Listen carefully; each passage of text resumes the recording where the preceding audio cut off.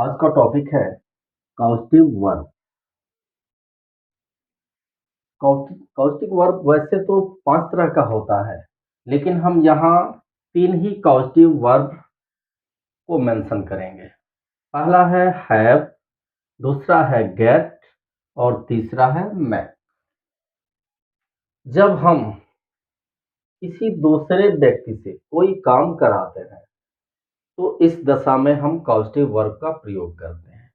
जैसे हम मान लीजिए कि कोई काम कर रहे हैं, जैसे मैं कहूँ कि मैं किताब पढ़ रहा हूँ, तो I am reading a book. यहाँ जो सब्जेक्ट है आई, और क्रिया भी वही कर रहा है, आई कर रहा है। रीडिंग कौन कर रहा है? आई कर रहा है। लेकिन मैं ये कहूँ कि मैं अपने विद्यार्थियों से किताब पढ़वाऊंगा, अर्थात किताब मैं नहीं पढ़ूंगा, किताब जो है मेरे विद्यार्थी पढ़ेंगे। तो इसको दिखाने के लिए हम जो है कॉजेटिव वर्ब का प्रयोग करते हैं। तो कॉजेटिव वर्ब हैव, गेट और मेक के प्रयोग को हम यहाँ बता रहे हैं। आप यहाँ देख रहे होंगे, लिखा है मैंने एक मैकेनिक से अपना पंखा मरम्मत करवाया। वाक्य ये पास्ट टेंस में है, करवाया पास्ट टेंस की बात है। सबसे पहले हम हैव के प्रयोग को देखेंगे। क्योंकि मैंने पंखा को एक मैकेनिक से मरम्मत करवाया, तो या तो मैं उस मैकेनिक को पैसा दिया हूँगा, या नहीं तो वह मुझसे जूनियर होगा। यहाँ लिखा गया है असाइंड, मतलब किसी को हम सौंप देते हैं जिम्मेदारी, जब अपने से छोटे व्यक्ति को, तो वहां पे हम हैव का प्रयोग करते हैं। या हम पैसा देकर किसी से कोई काम करवाते हैं, तो वहां पे हम हैव का प्रयोग करते हैं। क्योंकि हैव प्रेजेंट टेंस में या फ्यूचर टेंस में रहता है तो हैव रहता है, लेकिन हैव अगर पास्ट टेंस में जाता है तो हैड हो जाता है। ट्रांसलेशन कैसे बनाएंगे? सबसे पहले सब्जेक्ट लिखेंगे, फिर कॉजेटिव वर्ब लिखेंगे, अर्थात हैव, गेट या मेक। फिर उस पर्सन का नाम लिखेंगे जिससे वह काम करा रहे हैं, और फिर वर्ब का पहला रूप लिखेंगे, और फिर ऑब्जेक्ट लिखेंगे। इस तरह से हम ट्रांसलेशन बनाएंगे। तो इसका हम ट्रांसलेशन देखते हैं। मैंने आई, और फिर हैड पास्ट टेंस है, हैव पास्ट टेंस में जाता है तो हैड हो जाता है। आई हैड, फिर जो है उस पर्सन का नाम लिखेंगे जिससे हम वो काम करा रहे हैं, तो मैकेनिक है, a mechanic. I had a mechanic. और फिर क्रिया का पहला रूप, ये क्रिया है मरम्मत करना, तो रिपेयर। और फिर कर्म लिखेंगे माई फैन। तो इस तरह से इसका ट्रांसलेशन हुआ, I had a mechanic repair my fan. दूसरा वाक्य है मैं अपने दोस्त से खाना पकवाऊंगा। खाना पकवाऊंगा वाक्य फ्यूचर टेंस का है, और जब वाक्य फ्यूचर टेंस में होगा तो विल हैव का प्रयोग करेंगे। सब्जेक्ट विल हैव, और फिर उसके बाद से उस पर्सन का नाम जिससे वो काम कराएंगे, और फिर वर्ब का पहला रूप, फिर ऑब्जेक्ट। मैं अपने दोस्त से खाना पकवाऊंगा, अर्थात खाना मैं नहीं पकाऊंगा, मैं अपने दोस्त से खाना को पकवाऊंगा। तो इसमें सब्जेक्ट आई, फिर विल हैव, फिर माई फ्रेंड जिससे खाना पकवाना है, माई फ्रेंड। और फिर वर्ब का पहला रूप कुक, और फिर food. I will have my friend cook food. तो इस तरह से हम हैव का प्रयोग करते हैं जब हम किसी व्यक्ति को कोई काम जिम्मेदारी देते हैं, सौंपते हैं कि ये काम होना चाहिए, चाहे हम उसको पैसा दे के कराएं, या हमसे जूनियर है तो उससे हम अपनी बात कह के कराएं। दूसरा जो गेट का प्रयोग होता है, कन्वाइंस के लिए होता है। जब हम किसी को कन्वाइंस करें, उसे पटा लें, उसे मना लें किसी काम को करवाने के लिए, तो उसको दिखाने के लिए हम गेट का प्रयोग करते हैं। लेकिन गेट वाले में होता क्या है?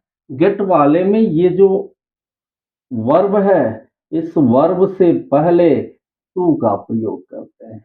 टू और वर्ब का पहला रूप। देखते हैं सेंटेंस।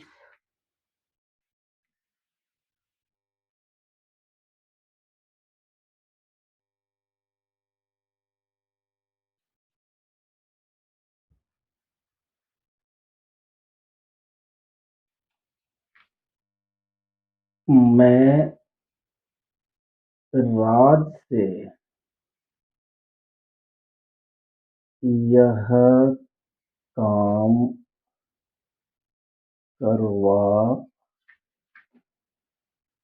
रहा हूँ। काम को मैं नहीं कर रहा हूँ, बल्कि राज नाम का कोई लड़का है उससे करा रहा हूँ। और उसको क्या कर लिया हूँ मैं? कन्वाइंस कर लिया हूँ, मना लिया हूँ, पटा लिया हूँ उस काम को करवाने के लिए। तो इसको दिखाने के लिए हम जो है गेट का प्रयोग करेंगे। गेट भी हैव की तरह जब टेंस बदलता है तो यह भी बदलता है। गेट अगर जो पास्ट टेंस में जाता है तो गाट हो जाता है, और गेट अगर जो फ्यूचर में जाता है तो विल गेट हो जाता है, और यह प्रेजेंट में रहता है, कंटिन्यूअस में आता है, प्रेजेंट कंटिन्यूअस टेंस में तो इज गेट, और उसमें आईएनजी। जैसे मैं यह मैं राज से यह काम कर, तो पहले सब्जेक्ट लिखेंगे, सेम स्ट्रक्चर ऐसे ही होगा। सब्जेक्ट आई, मैं राज से यह काम करवा रहा हूँ, कंटिन्यूअस टेंस में है, तो आई am getting, I am getting, और फिर उस पर्सन का नाम जिससे काम हो रहा है, राज, फिर उसके बाद से वर्ब का पहला रूप, लेकिन उसके पहले टू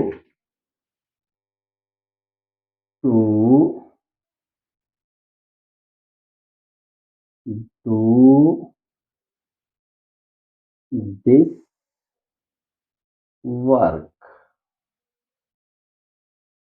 मैं राज से यह काम करवा रहा हूँ, I am getting Raj to do this work. तो गेट का प्रयोग हम इस तरह से करते हैं। अब हम मेक के प्रयोग पर ध्यान दें। मेक का प्रयोग वहां पे करते हैं जब हम फोर्स देकर, जोर जबरदस्ती कर कर कोई काम किसी से कराएं, तो वहां पे हम मेक का प्रयोग करते हैं। मेक भी टेंस के अनुसार बदलता रहता है। मेक पास्ट टेंस में जाता है तो मेड हो जाता है, कंटिन्यूअस टेंस में जाता है तो मेकिंग हो जाता है।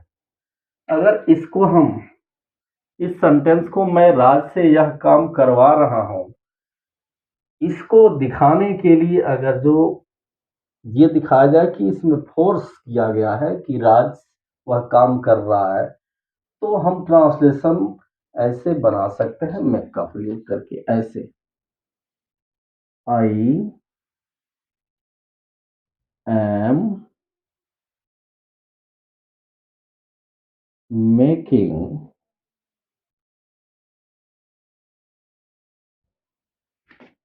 राज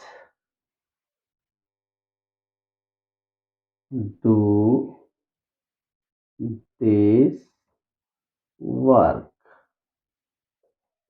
एक बात ध्यान में रहना चाहिए कि गेट वाले वाक्य में क्रिया से पहले टू का प्रयोग करते हैं, मेक वाले वाक्य में या हैव वाले वाक्य में क्रिया से पहले टू का प्रयोग नहीं किया जाता है। तो ये तो आपका एक्टिव वॉइस हुआ। काउस्टिंग वर्ब पैसिव वॉइस में भी होता है। तो जब पैसिव वॉइस में यह होता है तो उसमें हम डूअर का जिक्र नहीं करते हैं, कर्ता का जिक्र नहीं करते हैं।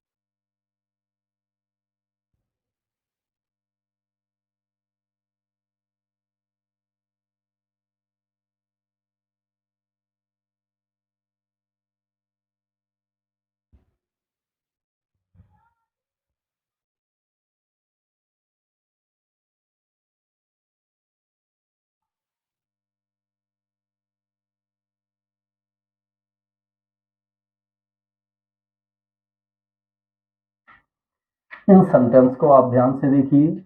उसने फूलों को तोड़वाया। उसने नहीं फूल को तोड़ा बल्कि दूसरे से तोड़वाया। अब जिससे तोड़वाया उसका जिक्र इस सेंटेंस में नहीं है। मतलब फूलों को तोड़वाने का काम किया, सिर्फ ये दिखाया जा रहा है, काम को दिखाया जा रहा है। मैंने पंखा मरम्मत करवाया। किससे पंखा मरम्मत करवाया ये नहीं दिखाया गया है, बल्कि काम को दिखाया गया है कि मरम्मत करवाया गया है किसी से। मैंने अपना बाल कटवाया।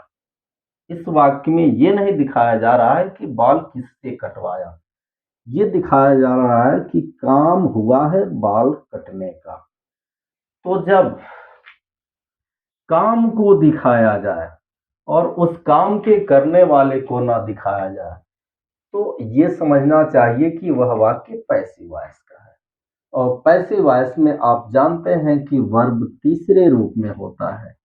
सब्जेक्ट लिखेंगे, गेट या हैव का प्रयोग करेंगे, क्योंकि काउंटिंग वर्ब में सिर्फ गेट और हैव का प्रयोग ही पैसिव वॉइस में किया जाता है। तो पैसिव वॉइस में हम गेट या हैव का प्रयोग करेंगे, फिर उस थिंग को दिखाएंगे जो काम हो रहा है, और फिर वर्ब को दिखाएंगे और उस वर्ब के तीसरे रूप को लिखेंगे। काम कौन कर रहा है, सब्जेक्ट कौन है, अक्सर दिखाया नहीं जाता है, लेकिन अगर दिखा दिया गया हो तो हम जो है बाई का प्रयोग करके उसका नाम लिख लेते हैं, उस व्यक्ति का नाम लिख लेते हैं। देखते हैं इसका ट्रांसलेशन। उसने फूलों को तोड़वाया। उसने की, और पास्ट टेंस में है तो गेट पास्ट टेंस में गॉट हो जाएगा, ही गॉट। फिर उस वस्तु को, कौन सी वस्तु है, फूल है जिसको तोड़वाया गया है, ही गॉट द फ्लावर्स। और फिर क्रिया तीसरे रूप में plucked, he got the flowers plucked। हम इसको हैव का प्रयोग करके भी बना सकते हैं। he had the flowers plucked ऐसे हो सकता है, he had the flowers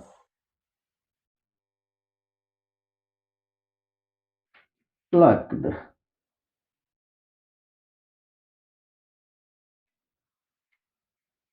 मैंने पंखा मरम्मत करवाया। किससे मरम्मत करवाया, डूअर को नहीं दिखा रहा है, तो इसको हम ऐसे बनाएंगे, आई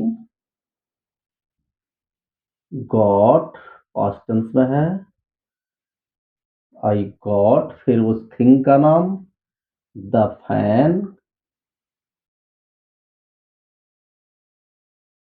रिपेयर्ड।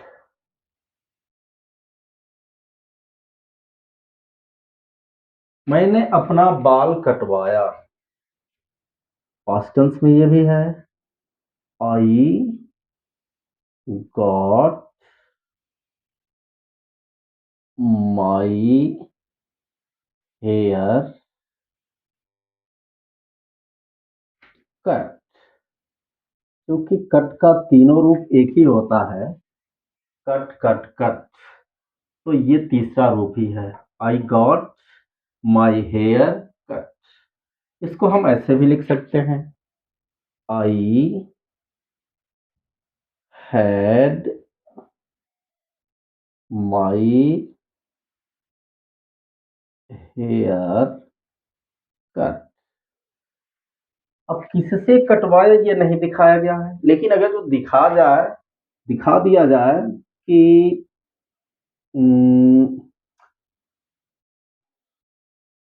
नाई से, नाई से कटवाया, मैंने अपना बाल कटवाया नाई से, तो इसमें हम लिख सकते हैं, I got my hair cut by barber. I had my hair cut by barber. तो ये काउस्टिक वर्ब है, ये बच्चों को बहुत ही कंफ्यूज करता है। आशा है कि आप आज इस समस्या से समाधान पा गए होंगे। धन्यवाद। Best of luck. Thank you.